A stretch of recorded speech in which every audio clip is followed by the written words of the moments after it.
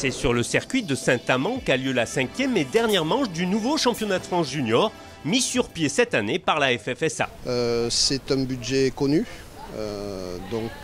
fixe, donc on peut prévoir le budget assez facilement.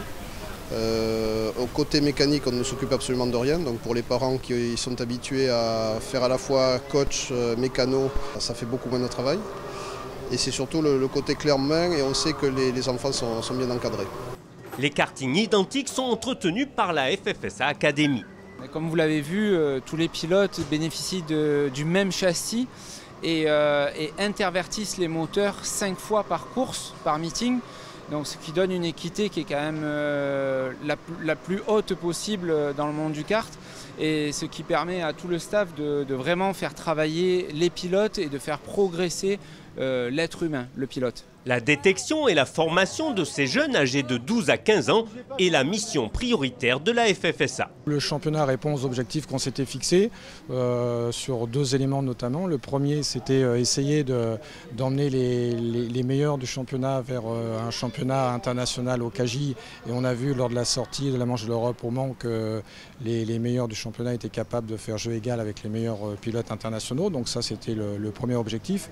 Et le deuxième, c'était pour ceux qui étaient plus âgés, qui avaient déjà une expérience du kart international, de les emmener vers l'automobile, notamment la F4. Et les premiers ont déjà fait leurs tests avec des temps sur le circuit du Mans très honorables et en tout cas très proches des pilotes du championnat actuel. Parmi les juniors, 2 pilotes sont déjà en équipe de France et visent plus haut.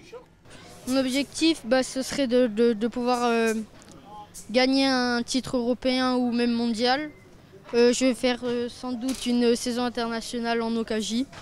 Donc je vais tout faire pour travailler et être au top niveau pour l'année prochaine. Un statut qui leur permet de progresser grâce à des stages dans différents domaines. Beaucoup pour la préparation physique, je me suis bien améliorée grâce à eux.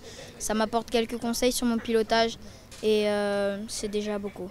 Et pour cette dernière course de la saison, seule l'attribution des 2 dernières marches du podium est en jeu, car Pierre-Louis Chauvet est déjà couronné et c'est Dylan Léger qui s'élance en pole. Le sociétaire de l'équipe de France qui conserve l'avantage devant Hugo Gazil, William Bertrand et Richard de Gérus.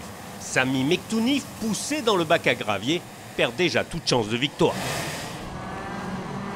Parti 8e, Pierre-Louis Chauvet pointe déjà en 6e position, suivi comme son ombre par Victor Bernier.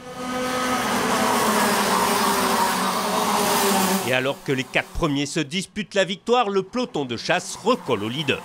Superbe remontée jusqu'à la 12e place de Sami Mektounif qui conserve sa place de vice-champion. En tête, Bertrand et de Gérus échangent leur position, mais Chauvet et Bernier se mêlent à la lutte pour la victoire.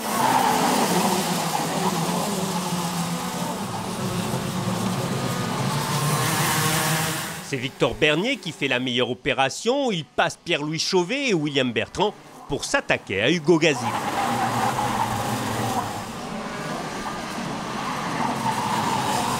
À quelques tours de la fin, Victor Bernier prend la tête et remporte cette dernière course devant Hugo Gazil et Pierre-Louis Chauvet. Je suis parti 6e et je suis super heureux d'avoir gagné parce que le début de la course c'était compliqué. Et on laisse le mot de la fin au champion de France junior, déjà tourné vers le futur et qui nourrit un seul rêve. Et après, je sais pas, moi c'est terminer champion du monde de Formule 1, mais pour l'instant l'objectif c'est d'être champion de Formule 4 et puis après on verra ce qui se passe.